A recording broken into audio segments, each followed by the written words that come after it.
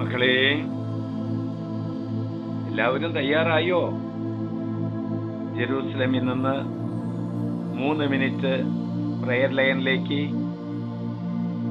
നിങ്ങളുടെ ഓരോരുത്തരുടെയും വ്യക്തിപരമായ നിയോഗങ്ങളും സങ്കടങ്ങളും കണ്ണുനീരും പ്രാർത്ഥനകളും ഈശോയ്ക്ക് ഞാൻ സമർപ്പിക്കുകയാണ് സ്നേഹത്തോടെ.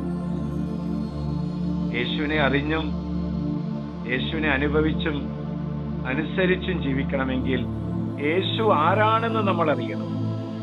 യേശുവിന്റെ സ്വഭാവം എന്താണെന്ന് അറിയണം. അവിടുത്തെ ചൈതന്യം എന്താണെന്ന് അറിയണം. ഇതാ വചനം നമ്മെ ഓർമ്മപ്പെടുത്തുന്നു. മത്തായിയുടെ സുവിശേഷം 15-ാം അധ്യായം 32-ാം വാക്യം.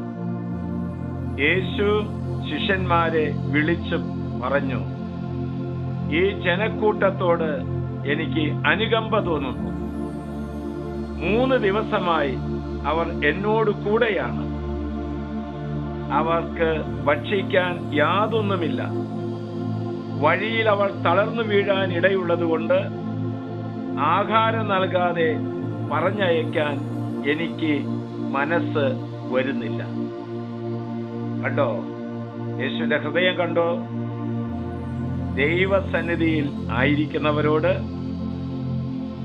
ഭക്ഷിക്കാൻ ഒന്നുമില്ലാത്തവരോട്, തളർന്ന് ക്ഷീണിക്കുന്നവരോട് യേശുവിന് എന്തൊരു സ്നേഹമാണ്, എന്തൊരു കരുതലാണ്. അനുകമ്പ കാണിക്കുന്നവനാണ് നമ്മുടെ ദൈവം. രോഗികളോട്, പാപികളോട്, മാരക പാപികളോട്, വിധവകളോട്, പരദേശികളോട്, ഗർഭിണികളോട്, പഠിക്കാൻ ബുദ്ധിമുട്ടുള്ളവരോട്, വെന്റിലേറ്ററിൽ കിടക്കുന്നവരോട്, ആരോരുമില്ലാത്തവരുടെ സ്നേഹിതനാണ് ഈശോ. മകളെ, വിഷമിക്കേണ്ട. യേശു നിന്റെ അടുത്തുണ്ട്. ദൈവത്തിൽ നിന്നും, മാതാപിതാക്കളിൽ നിന്നും, ഗുരുഭൂതരിൽ നിന്നുമാണ് ഒഴുകിയെത്തുന്ന ഭാവമാണ് കരുണ, അൻപ്, അനുകമ്പ.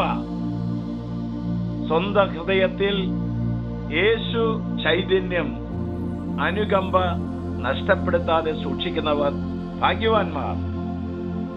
എത്ര ഉന്നത ബിരുദമുണ്ടായാലും, ആചാര അനുഷ്ഠാനങ്ങൾ നടത്തിയാലും, വഴിപാടും നേർച്ചയും പ്രാർത്ഥനകൾ നടത്തിയാലും ഹൃദയത്തിൽ കരുണയില്ല എങ്കിൽ, അനുകമ്പയില്ലെങ്കിൽ ഇതുകൊണ്ട് എന്ത് പ്രയോജനം? കൽക്കട്ടയിലെ മദർ തെരേസയുടെ മുഖം കരുണയുടെ മുഖമായിരുന്നു. മൊളോക്കയിലെ ഫാദർ ഡാമിയൻ കരുണയുടെ മുഖമായിരുന്നു. ഇന്ന് ഈശോ കൊതിക്കുന്നു നമ്മളും അനുകമ്പയുടെ ഒരു അരുവിയായി തീരുവാൻ, നമ്മളും കരുണയുടെ ഒരു സ്രോതസ്സായി തീരുവാൻ. ആശ്വാസപ്രദമായ രാത്രി, പ്രതീക്ഷാ നിർഭരമായ പ്രഭാതം, സൽപ്രവർത്തികൾ നിറഞ്ഞ ദിവസം നൽകി നാം എല്ലാവരെയും അവിടുന്ന് അനുഗ്രഹിക്കട്ടെ. ഇത് കേൾക്കുന്നവരും ഇത് മറ്റുള്ളവർക്ക് ഷെയർ ചെയ്യുന്നവരും കൂടുതൽ അനുഗ്രഹിക്കപ്പെടട്ടെ.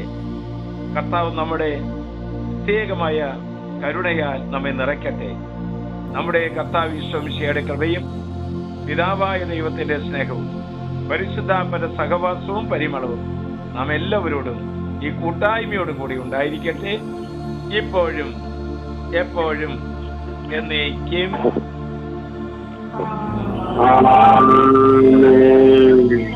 ഇപ്പോഴും എപ്പോഴും എന്നേക്കും.